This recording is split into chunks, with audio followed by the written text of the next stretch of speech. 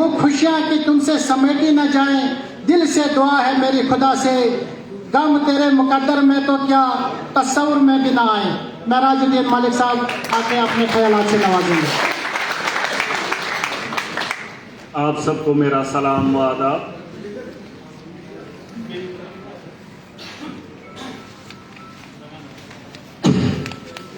मैं अभी सेक्रेटरीट से आया हूँ,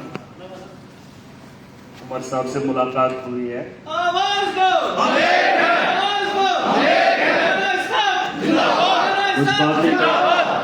कुछ बातों पे चर्चा हुई। अभी बहुत बड़ा सफर है, लंबा सफर है।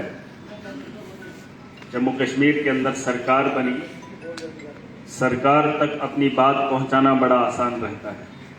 लोगों के चुने हुए नुमाइंदे होते हैं। जैसे मैं तो डोडा से चुना हुआ हूं, लेकिन डोडा के कुछ लोगों ने फ़ोन करके, कश्मीर से भी कुछ लोगों ने फ़ोन किया था, तो हम चले आए।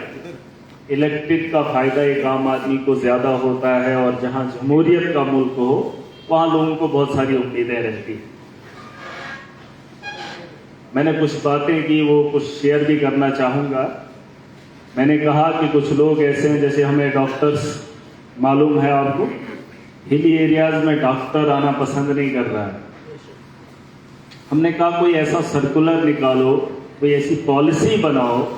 हमारे पास NRHM के लोग थे, NHM के लोग थे, 12,000 की तनख्वाह थी, अच्छा खासा हिली एरियाज भी चलाते थे और मैदानी इलाके भी काम चल जाता था। डॉक्टर का काम वो भी कर रहे हैं और डॉक्टर का काम वो भी कर रहे हैं। जैसे आपके यहाँ सेल्समैन है और डीलर की बात है, वो परमानेंट आपसे कई ज्यादा तनख्वाह ले रहा है, वो भी वही काम कर रहा है, और जो कमीशन पे काम करता है वो भी वही काम करता है। लेकिन होता क्या है, यहाँ पर आप में से कुछ डीलर ऐसे हैं जो 8,000 कमीशन लेते हैं, कुछ हैं जो लाखों की कमीशन लेते हैं। अब इसका हिसाब किताब अच्छा नहीं बैठ रहा। दुनिया के अंदर जो लोग आए, जैसे हमारे बच्चे जब पढ़ते हैं या लिखते हैं, कोई MA करता है, कोई MPhil करता है, कोई PhD करता है, वो अपनी जिंदगी में एक मकसद बना लेता है। मकसद बनाने के बाद कश्मीर के एक बच्चे की तरह फिर जूस बेचना पड़ता है। तो सरकार की कमजोरी रहती है, उसके फ्यूचर के साथ, उसके मकसद के साथ सरकार खिलवाड़ करती है। उसकी तालीम का अजाला उसको जूस पीसने वाली या जूस बेचने वाली मशीन से होता है, और उसके बच्चे से उसकी आंखों से आंसू गिरे हुए वो हमारे दिल को छू जाते हैं। वही बात आपकी है। आपने भी एक वक्त दिया है, आपकी जिंदगी खत्म हो गई, आपने राशन ढोया या उठाया या दिया लोगों को। सरकार के पास पॉलिसी होनी चाहिए। बहुत सारे ऐसे लोग होंगे जिन्होंने 40 साल इसमें काम किया। कितने साल काम किया? 40 साल, 30 साल, है ना। लेकिन सरकार के पास अभी तक पॉलिसी नहीं है। तो मैं चाहता हूं कि इस पर बात होनी चाहिए। जो लोग जिस फील्ड के अंदर अपना वक्त दे रहे हैं, उनकी जिंदगी वहीं पे खत्म हो जाती है और उसी के साथ खत्म हो जाती है, और उनके लिए पॉलिसी का बनाना बड़ा जरूरी है। हमने वही कहा कि डॉक्टर्स के तर्ज पे आपकी भी पॉलिसी को फ्रेम किया जाना चाहिए। जो जिसका काम है वो उसे जिम्मेदारी के साथ सौंपा जाना चाहिए। और उसके अलावा आपने शायद नहीं बताया, लेकिन 2 साल पहले ये मामला पेश आया था। राशन के अंदर ठेकेदारी के माहौल को मैंने देखा। ये जो माफिया है राशन का, ठेकेदारी का माफिया, एक ही आदमी का टच जो है बड़े बड़े ऑफिसर्स के साथ है, उसको भी खत्म करना चाहिए। पुराने तर्ज पे, जिस तर्ज पे डिपार्टमेंट लेके देता था, आप लोग काम करते थे, चलता था। लेकिन आज इन्होंने राशन का माफिया अब ये किन लोगों ने किया है, किस दौर के अंदर, किसके कहने पर किया है, उस चीज को भी खत्म करेंगे। क्योंकि मेरे डिस्ट्रिक्ट के अंदर एक शख्स है, आपको एक शख्स है, शायद आपके जम्मू कश्मीर पूरे हर डिस्ट्रिक्ट के अंदर वही होगा, टेंडरिंग सिस्टम। सर बिल्कुल बिल्कुल, उस टेंडरिंग सिस्टम के खिलाफ भी हमने आवाज उठानी है।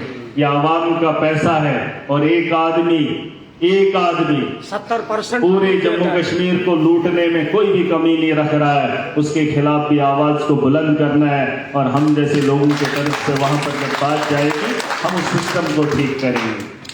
हमें माफिया नहीं चाहिए। हमें लोगों के अजाले की बेहतरी की उम्मीद, लोगों ने हमें उम्मीदें दिखाई है, उनकी उम्मीदों पे खड़ा उतरना है। ये सिर्फ आपका मामला नहीं है, ये सिर्फ आपका मामला नहीं है। आपके अलावा पता नहीं कितने लोग ऐसे हैं, कितने लोग ऐसे हैं जो अपनी जिंदगी दे रहे हैं और उन्हें पता नहीं है कि हमारा मकसद क्या है, और सरकार को भी पता ही नहीं है कि इनसे हम काम ले रहे हैं, इनका मुस्तकबिल कैसा होना है। और मैं सरकार से, उमर साहब से और मंत्री से उम्मीद करता हूं हम भी उसका एक हिस्सा है। हम बेहतर पॉलिसी बनाएंगे जम्मू कश्मीर के लोगों के लिए, जम्मू कश्मीर के उन लोगों के लिए जिन्होंने जम्मू कश्मीर की बेहतरी के लिए अलग अलग डिपार्टमेंट्स के अंदर अपना वक्त दिया है। इसकी ख्वाहिश तो हम लेकर आए हैं, उम्मीदें लेकर आए हैं, सरकार बनी है और मुझे पूरी उम्मीद है इन पॉलिसीज पे काम किया जाएगा और करना भी चाहिए, करना भी चाहिए। और आपकी ये जो मेहनत है, आपकी ये जो यकजहती है, ये बराबर कायम रहे।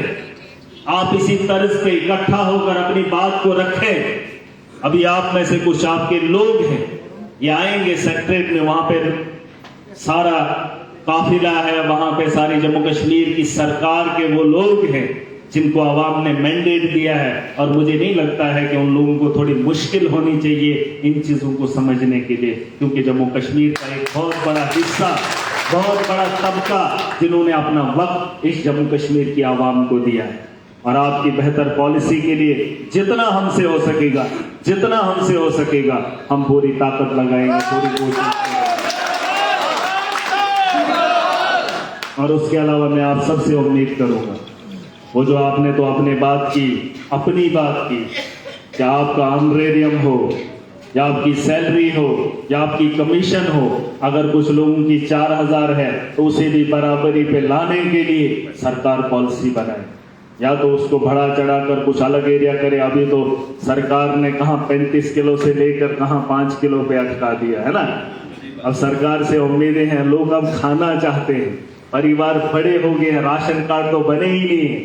अभी आपने उन चीजों की भी बात करनी है।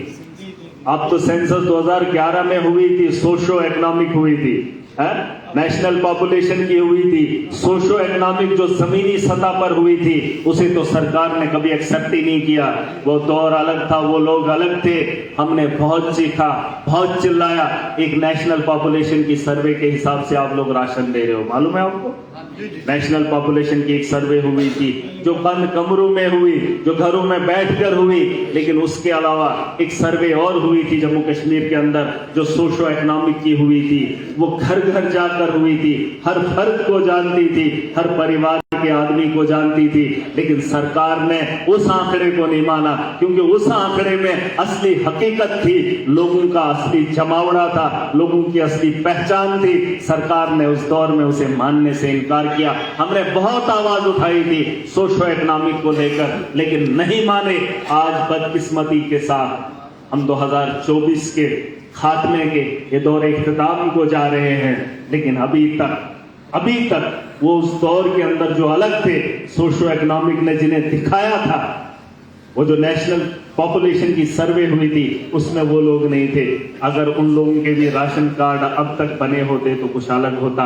अब जो वहां छूट गए उनके आगे बच्चे हैं, लेकिन आज तक सर्वे नहीं करा पाए, राशन कार्ड नहीं बना पाए। और राशन कार्ड इतना जरूरी है, इतना जरूरी। अब आधार कार्ड से ज्यादा जरूरी अगर इंपॉर्टेंस किसी की है तो राशन कार्ड की है, लेकिन नहीं बना पाए।